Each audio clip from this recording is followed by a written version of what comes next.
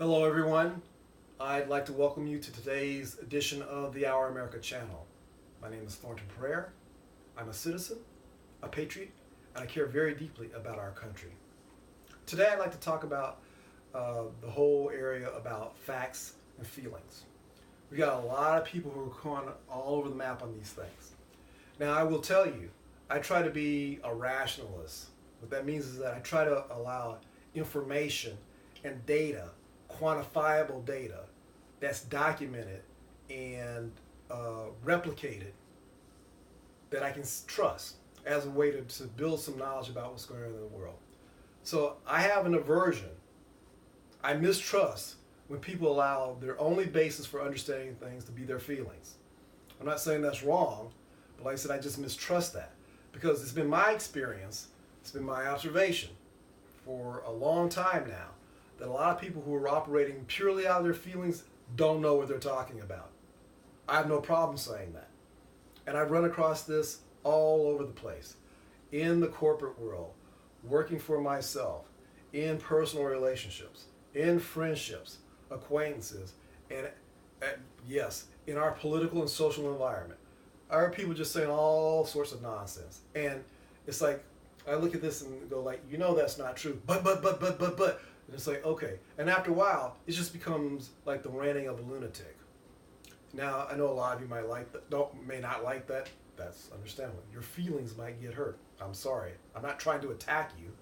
I'm just simply saying that these notions, that my feelings are the entire way for me to understand what's going on in this world, is a very dangerous thing to do. See, I've seen people do this with their health.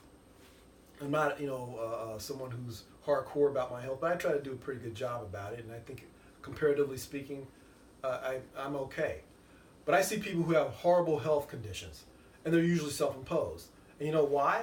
Because for decades, they've done all sorts of crazy things with their health because their feelings said, I could get away with it.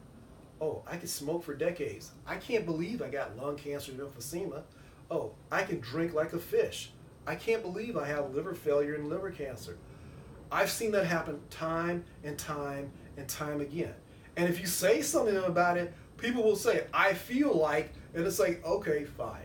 A long time ago when I was younger, more idealistic, I tried to save people from themselves. I gave up. Now, I'm not saying I won't help people if they ask for my help, don't get me wrong. But what I am saying is that trying to get people to not relate to their feelings as the foundation for how they go through life is a difficult thing to do, and people destroy themselves as a result. That's a hard thing to watch, but that's what happens.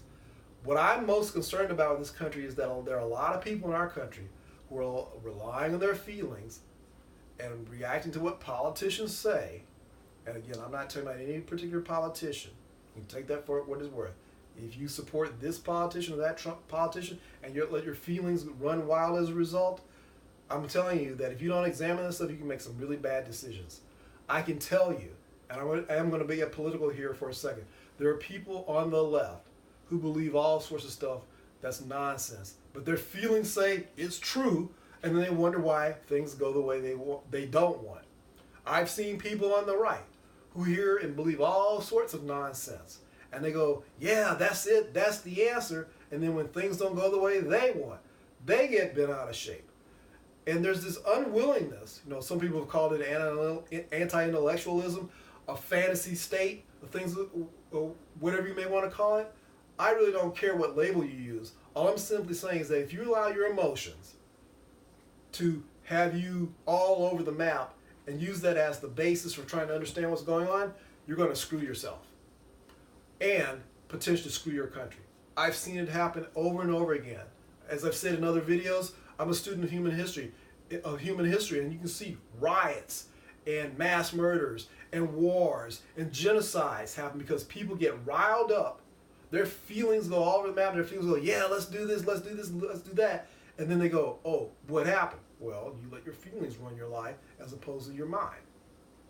Now, I'm not saying this is easy to control your feelings. I'm not saying control your feelings so much as, but at least be responsible for them. It's like the person, you read about this, a lot, where someone, this is very common in the United States, unfortunately, where you have a spousal argument and then someone blows somebody away because their feelings were out of control. They got mad. Really? I heard a friend of mine say once a long time ago, they caught their wife cheating with another man, they just say, bye. They end the relationship. Why go to jail blowing her or the guy she's cheating with away? That doesn't make any sense. But there are people in this country, because we're allowing our feelings, and I'm talking about people on the left and on the right, who are going all over the map and their feelings are like, oh, we have to do this, and we do this, and to be cynical about it, we'll have unicorns and fairies, and everyone will have gumdrops and be happy. That's not life. I'm asking you to step back, to examine your feelings, to actually listen to people who are trying to make rational arguments, not because they're trying to attack you, simply because they're trying to lay down what's actually going on, so we can actually have some solutions, some real solutions, some realistic solutions. Because the problem is that politicians will tell you whatever they want to tell you in order to get elected, in order to get your feelings all riled up, all jacked up, and you go like, yeah, he or she's going to make everything wonderful and perfect. And then when things aren't wonderful and perfect, you go like, what happened? Or somebody screwed something, or somebody's screwing me or screwing us or what have you. No, no, no.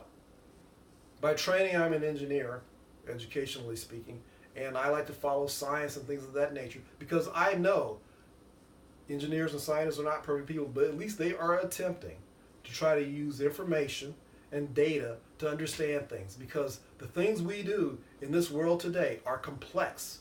They are hard. They don't have easy answers. And if the problem with people relying on their feelings will give you an easy answer, and the problem is it'll be frequently the wrong answer.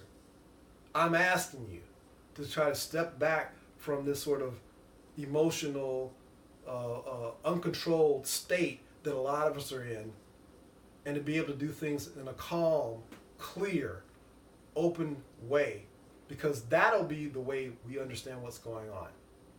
I'll wrap up here. Please feel free to leave comments in the section below. That's today's edition of the Our America channel. Thank you for watching.